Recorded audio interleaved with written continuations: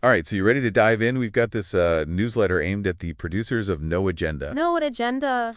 Yeah, you know that long-running podcast with John C. Dvorak and Adam Curry? Oh, yeah. Okay. So this newsletter, it's like a window into their world, their take on things. Interesting. What kind of things are we talking about? Oh, a little bit of everything. Current events, some of their own behind-the-scenes stuff, even some, let's call it insider gossip. Sounds juicy. Oh, it is.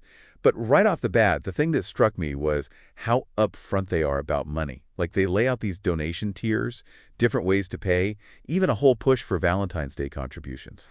Interesting. So they're really emphasizing the financial side of things. Oh, yeah.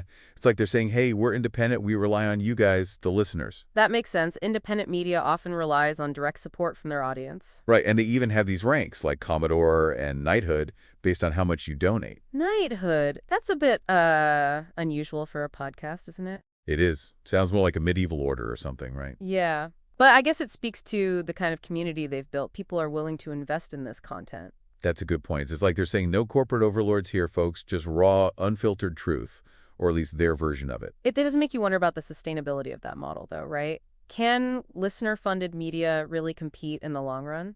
That's the big question. Guess we'll see how it plays out. But let's get into some of the actual news they're talking about.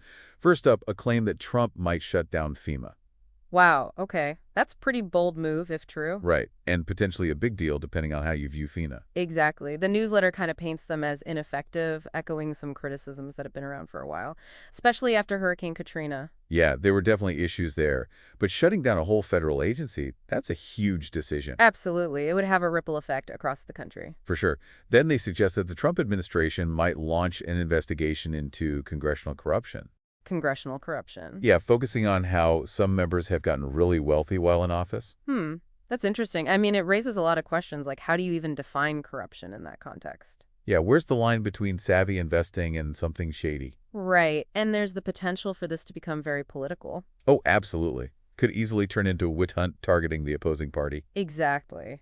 Okay, what else is in this newsletter? Well, this next one is straight out of conspiracy theory territory.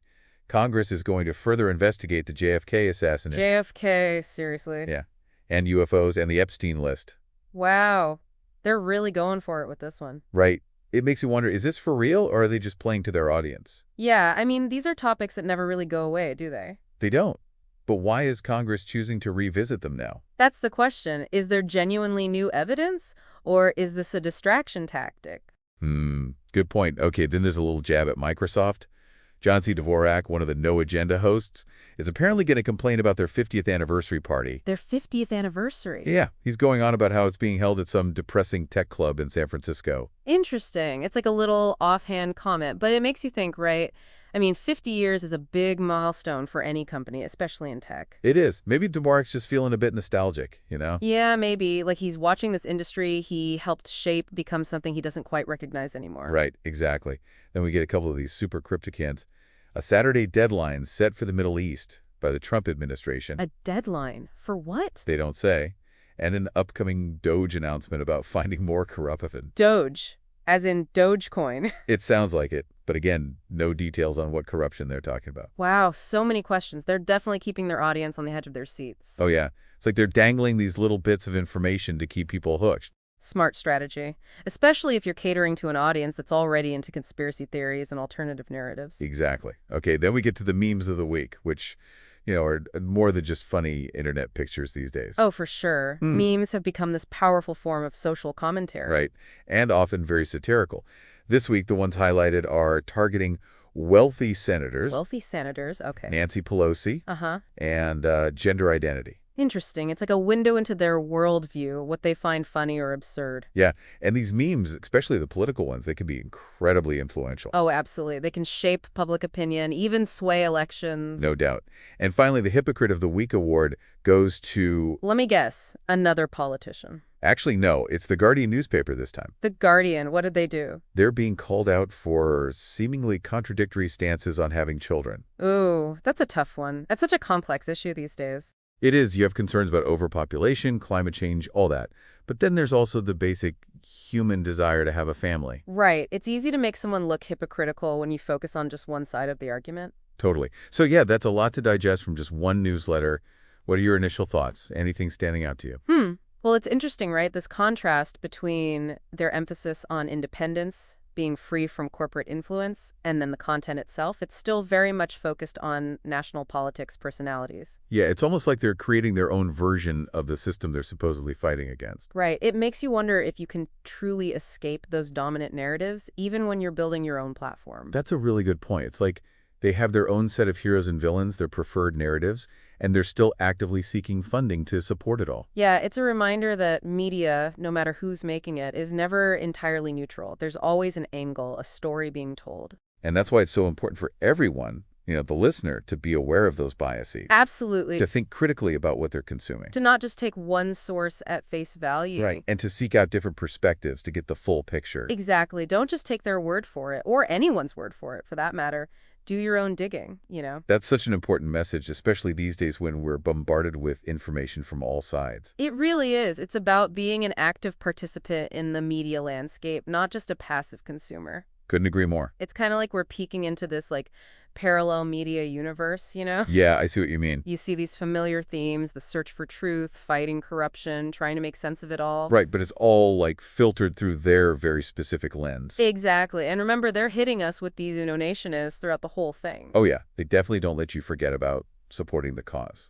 Which makes you think, how do you separate fact from opinion, when it's all wrapped up in this entertaining, almost irreverent package? It's a good point. It's not like they're just dryly reporting the news. No, they're definitely playing to a certain audience. Oh, for sure. Like that whole thing about Trump shutting down FEMA, the congressional corruption investigations. It all kind of feeds into this narrative of a broken system. The deep state, the need for radical change, yeah. And that resonates with a lot of people, right? People who feel disillusioned with the government, the establishment. Right, and no agenda positions themselves as the alternative, the ones who are telling the real truth. Classic tactic, really. Builds trust and loyalty. It's smart. Especially in this age of information overload. People want someone to curate the news for them, to tell them what's important. And no agenda is saying, hey, we're the ones you can trust. Right, we'll cut through the noise for you. And they do it in a way that's fun, engaging, It's not preachy. It's more like hanging out with your friends, talking about the news. Except these friends have some pretty strong opinions. They do, but even within their narrative, there are these interesting contradictions, right? Like, they're criticizing FEMA as ineffective, but then also suggesting Trump might be investigating congressional corruption. Yeah, good point. It's like they want smaller government, but also want the government to crack down on certain things. It's almost like they're acknowledging the governing is complicated. Right, it's not black and white. No, it's messy. And then they throw in those little cryptic hints, like that Saturday deadline for the Middle East. Keeps you guessing. Totally. It's like a cliffhanger in a TV show. Tune in next week to find out what happens. Exactly. And the memes, too, those are more than just laugh, right? Oh, definitely. It's social commentary, often with a sharp edge. The ones in this newsletter target wealthy senators, Nancy Pelosi. Gender identity, even. Yeah, it shows they're not afraid to push buttons, to be a little provocative. Which is part of their deal, right? People are tired of the, overly cautious, politically correct tone of mainstream media. It's like they're rebelling against that. We'll say what others won't. Right. But then it raises questions about responsibility, too, Yeah. Where's the line between free speech and, harmful rhetoric? It's a tough balance. Okay, so we've talked about their fundraising, their political leanings, their use of humor. Oh, and the suspense. Right. But there's one more piece we need to address. The Hypocrite of the Week Award. Yes. This week, it's the Guardian newspaper. For their apparently contradictory stances on having children. That's a loaded topic. It is. You have concerns about overpopulation, climate change, but then also the desire to have a family. The Guardian is probably trying to grapple with both sides of that, I'm sure they are. It's just easy to cherry-pick statements to make someone look bad. Exactly. And that's something we all need to be mindful of. Especially these days when it's so easy to fall into us versus them thinking. It's more nuanced than that, usually. Yeah, well said. So this no-agenda newsletter, it really gives us a lot to think about. It does. Their fundraising, their politics, their sense of humor. And how they use all of that to build a connection with their audience. It's a reminder that even these seemingly niche media outlets, they can reflect bigger trends. And that we all need to be media savvy. It's like they're showing what's possible, going independent, building your own platform. And connecting directly with your audience, cutting out the middleman. Right. But it also highlights how important it is to be media literate, Oh, totally. Don't just absorb everything you see and hear. No, you got to be aware of the biases, the agendas, all that. Even from sources you like or trust. Exactly. It's not about blindly accepting or rejecting everything. It's about engaging with it, thinking critically. Questioning assumptions, evaluating sources. Yes. and looking for different perspectives. It's about taking control of your own information diet. Becoming an active participant, not just a passive consumer. Well said. This No Agenda newsletter, it's really just one example of this larger trend. Independent creators, building communities, finding new ways to connect. And it's a reminder that we all have a role to play in shaping that future. Yeah. Absolutely. We can support these independent voices, engage in thoughtful conversations. Hold people accountable. Yes. It all comes down to being more discerning about the media we consume. Recognizing those biases, seeking out different viewpoints, forming our own opinions. It's a journey, a constant process. It is, and this media landscape, it's constantly shifting, evolving. New platforms, new voices, it's a lot to keep up with. It is. So how do we do it? How do we stay informed and engaged without getting totally overwhelmed? That's the question, isn't it? And there's no easy answer, no one-size-fits-all solution. No, but I think this deep dive into this No Agenda newsletter, it's given us some good tools. Definitely. We've seen how they operate, their tactics. Their strengths and weaknesses. And that awareness, that critical eye, it's crucial for everyone. Especially in this digital age.